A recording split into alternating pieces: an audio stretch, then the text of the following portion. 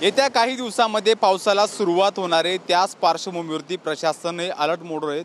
आता मी मुंब्रा बायपास रोडवरती बघू शकतो की हा मुंब्राचा डोंगर आहे आणि या डोंगरावरून पावसाळ्यामध्ये हे दगड असेल डोंगर असेल कोसळण्याच्या अनेक घटना घडतात। त्यामुळे नागरिकांच्या जीवाला धोका असतो। या काही दिवसापूर्वी याच ठिकाणी एक भला मोठा डोंगर कोसळला होता आणि एक दगड या असलेल्या रहिवासी वस्तीमध्ये घुसला होता आणि एका महिलेचा मृत्यू झाला होता। त्यानंतर प्रशासनाने या संपूर्ण डोंगराला अशी संरक्षण अशी जाळी बसवण्याचं काम या ठिकाणी केलं होतं आणि जवळपास या काम अंतिम टप्प्यात आलं आपल्याला पाहायला मिळते।